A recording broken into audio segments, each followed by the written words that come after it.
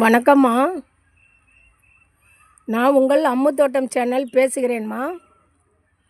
இன்றைக்கி என்ன வீடியோ பார்க்க போகிறேன்னா, தோட்டத்தில் பெஸ்ட்டாக வளர்கிற செடிங்கம்மா, பூ கொடுக்கறது, ஃப்ளவர்ஸ், அதாவது பூச்செடிங்க எது பெஸ்ட்டாக வளருது, நமக்கு நல்லா குரோத்து வளர்ச்சி நிறைய கொடுக்குற பூக்கள் பற்றி நம்ம பார்க்க போகிறோம்மா. அதாவது கொஞ்சம் வளர்ச்சி நல்லா இருக்கணும், நமக்கு பூக்களும் நிறையா கொடுக்கணும்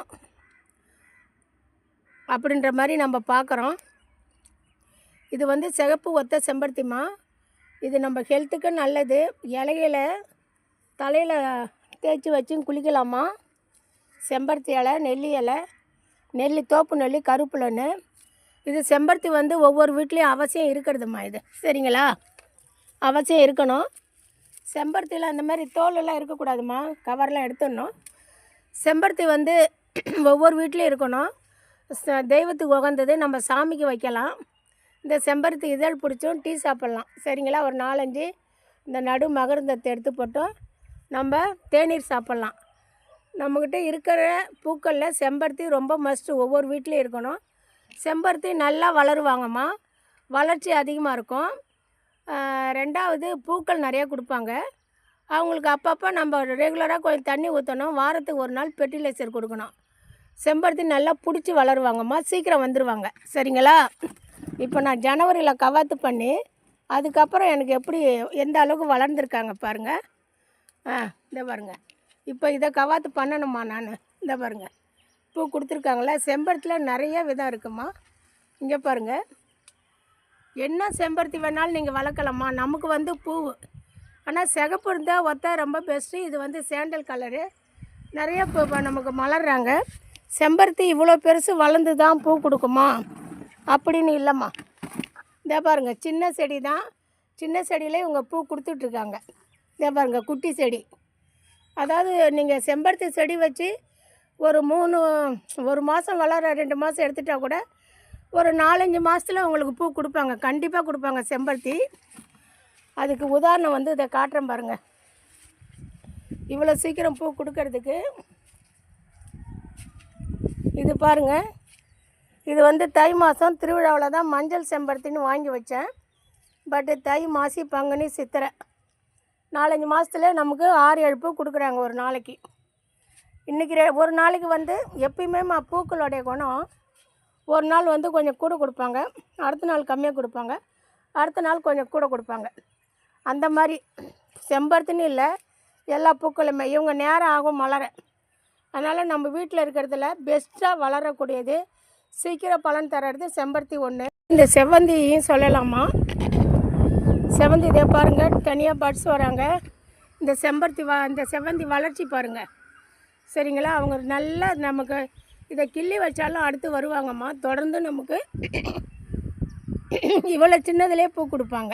எவ்வளோ குட்டி செடி பூ கொடுத்துருக்காங்க பார்த்தீங்களா செவ்வந்தி. அடுத்து செவ்வந்தி வைக்கலாமா. வீட்டு வாசலில் ஃப்ரண்ட்டில் தரையில் வச்சா நல்லது. அரளிப்பூ இல்லை செவ்வரளி முருகனுக்கு உகந்தது. இவங்க நல்லா பூ கொடுக்குறாங்க, தாராளமாக இவங்க இருக்கலாம். வேலி மாதிரி வச்சுருந்திங்கன்னா கீழே தோட்டத்தில் வச்சிங்கன்னா தெய்வத்துக்கு வைக்கிறதுக்கு கலர்ஃபுல்லாக நல்லாயிருக்கும். அப்புறம் வாசலில் நீங்கள் கம்பல்சரி பூ வைப்பீங்க. இப்போ அது ஃபேஷனாக இருக்குது, ஒரு 20 இயர்ஸாகவே இருக்குது. அதுக்கு இந்த அரளிப்பூலாம் ரொம்ப பெஸ்ட்டுமா. சங்குப்பூ, பர்பிள் சங்கு. இந்த பர்பிள் சங்குலேயே பர்பிள் ஒயிட் இருக்குது, பர்பிள் அடுக்கு இருக்குது, ஒயிட் அடுக்கு இருக்குது. இதெல்லாம் விநாயகருக்கு உகந்தது, சிவனுக்கு உகந்தது, நம்ம உடம்புக்கு ஆரோக்கியம். இவங்க குட்டி செடி தான், எவ்வளோ பூக்கள் கொடுத்துருக்காங்க பாருங்கள், நீங்களே பாருங்கள். இதெல்லாம் பெஸ்ட்டு ஃப்ளவர்ஸில் கண்டிப்பாக வருமா. தோட்டமும் பார்க்க அழகாக இருக்கும். எப்படி இருக்காங்க பாருங்கள், பர்பிள். அப்படியே வாங்க, எல்லாம் குண்டுமல்லிம்மா. எத்தனை குண்டுமல்லி இருக்காங்க பாருங்கள். இது வந்து ராமர் பாதம் அரும்பு வந்து இந்த மாதிரி நீட்டாக இருப்பாங்க சரிங்களா. கொடமல்லியெல்லாம் கொஞ்சம் குள்ளமாக இருக்கும், இது கட்டுறதுக்கும் ஈஸியாக இருக்கும். குண்டுமல்லி நல்லா வாசம் நிறைஞ்சது. அவங்க எப்படின்னா ஒரு சிங்கிள் பூத்து கொடுத்துட்டு அதுக்கப்புறம் அடுத்த வளர்ச்சிக்கு டைம் எடுத்துப்பாங்க. நம்ம பூத்ததும் இந்த மாதிரி கார்னர்லாம் இந்த மாதிரி இருக்குமா. இந்த மாதிரி இருந்தால் அதை கிள்ளி விட்டா அடுத்து அவங்க கொஞ்சம் துளுத்து பூ கொடுக்க எப்படியும் ஒரு 20 நாள் 25 நாள் ஒரு மாதம் கூட எடுத்துப்பாங்க குண்டுமல்லி. ஆனால் வருஷத்தில் 4-5 முறை கொடுக்குறவங்க குண்டுமல்லி. சரிங்களா, 4-5 முறை நமக்கு வந்து பூ கொடுத்துக்கிட்டே இருப்பாங்க. இந்த ஜாதி மல்லி எப்படின்னாம்மா, இது ஜாதி மல்லி இவன் ரெகுலராக பூ கொடுப்பாம்மா. ரெகுலராக எப்படின்னா ஒரு நாளைக்கு கொஞ்சம் கூட கொடுப்பா, ஒரு நாளைக்கு கம்மியாக கொடுப்பா, ஒரு நாளைக்கு அடுத்து ரொட்டீனாக இவங்க ரெகுலராக பூ கொடுப்பாங்க. சரிங்களா, இவங்கள ஜனவரியில் தான் கவாத்து பண்ணுவேன். ஜனவரிக்கு அப்புறம் இவங்க வளர்ச்சி. சரிங்களா, இதை பாருங்கள், இவங்க ரெகுலராக கொடுப்பாங்கம்மா. ரெகுலரானா கொஞ்சம் பூ கம்மியாக இருந்தாலும் ஒரு 10 பூ கடைசியில் ஒரு டிசம்பர் வாக்கெல்லாம் அவங்க பூ கொடுக்கும்பொழுது 10-15 இப்படி தான் கொடுப்பாங்க. அது ஜனவரியில் கவாத்து பண்ணால் நமக்கு இந்த மாதிரி நல்லா வளர்ச்சி அடைஞ்ச பூ கொடுப்பாங்க. இதனுடைய வளர்ச்சி எப்படி இருக்குது பாருங்கள், குரோத் எப்படி இருக்குது பாருங்கள். சரிங்களா, குரோத்தை பார்க்கணும். இது ட்ரம்மில் வச்சுருக்கேன் பாருங்கள். இது 25 லிட்டர் கேனில் இருக்குது. சரிங்களா, இவங்களுடைய குரோத்தும் நல்லாயிருக்கு, பூக்களும் கொடுப்பாங்க, வாசமும் நிறைஞ்சது. சரிங்களா, வாசனை உள்ள மலர், சந்தனம் உள்ள இதுதாம்மா இருக்கிறதுலே ரொம்ப மஸ்ட்டு. எனக்கு ரொம்ப பிடிச்சவ. ஏன்னா நம்ம 20 ரூபா 30 ரூபா, சரி இப்போ 50 ரூபான்னு வச்சுங்க, ஒரு செடியை வச்சு நம்ம கொடி ஏற்றிட்டோம்னாம்மா நமக்கு ரெகுலராக பூ கொடுப்பாங்கம்மா. ரெகுலராக பூ கொடுப்பாங்க. ஒரு செடியை வச்சு நம்ம பக்குவமாக அதை ஆடு கடிக்காத மாடு சாப்பிடாமல் அதை ஏற்றினோமா. இப்போ இது வந்து 2வது மாடியில் இருக்குது. அந்த அளவுக்கு இதை பக்குவமாக கொண்டு வந்திருக்கேன் நான். ஏற்கனவே ஒன்று வச்சு போயிட்டு வரேன்னு போயிடுச்சு. இவங்க வந்து நம்ம பூஜை ரூமில் பூ இல்லைன்னு நினைக்க தேவையில்ல. கெஸ்ட்டு வந்தாங்க, நாமளே எங்கேயோ வெளியே போகிறோன்னா மொதல் நாள் பறித்து மறுநாள் வச்சுட்டு போகலாம். சரிங்களா, மறுநாள் தலைக்கு வச்சுக்கலாம். ஏன் நம்ம கிளம்பும் போதெல்லாம் பூ கடைக்கு பூக்கார மாட்டை பூ வாங்கி தானே வச்சுக்கிட்டு போகிறோம். அது நம்ம தோட்டத்தில் இருந்து அதை செய்யலாமா, இதெல்லாம் அப்புறப்படுத்திடலாமா. சரிங்களா, இதை மட்டும் நீங்கள் செய்யுங்கம்மா. கீரையெல்லாம் முருங்கைக்கீரை அவசியம் வச்சிங்க. பூக்களில் இந்த சந்தன முல்லை கண்டிப்பாக இருக்கணுமா, பூ கொடுத்துக்கிட்டே இருப்பாங்க. சரிங்களா, ஆமாம், சந்தன முல்லை. இது ரோஜாக்கள்லாம் நான் பால்கனியில் வச்சுருக்கேம்மா. ரோஜாக்களுக்கு இப்போ இந்த அக்னி வெயில் வந்து இப்போ தானே மழை, அந்த வெயில் தாங்காத கார்னர்லாம் கருக ஆரம்பிச்சிட்டாங்க. அதனால் ரோஜாவை நான் கீழே வச்சுட்டேன்.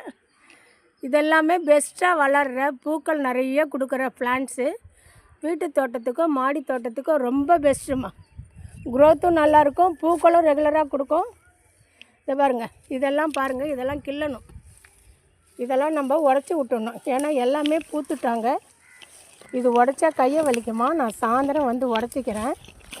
சரிங்களா, இது எல்லாமே இப்போ உடைக்கணும். இது பாருமா, வெள்ளை அடுக்கு சங்கு. நம்மகிட்ட தாய் செடி இருக்காங்க. அந்த தாய் செடியில் பூத்த புதில் காய் வந்து அந்த காயை போட்டு இந்த வெள்ளை அடுக்கு சங்கு பூ வந்திருக்காங்க பாருங்கள். இதுவும் நல்லா இருக்குமா பார்க்க.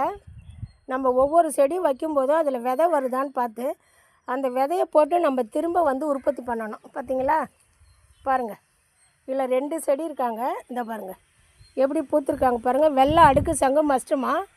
மெயினாக நம்ம வந்து செம்பருத்தி, ரோஜாக்கள், சங்குப்பூ, ஜாதி மல்லி, சந்தன முல்லை, குண்டு மல்லி இதெல்லாம் வந்து வாசனை.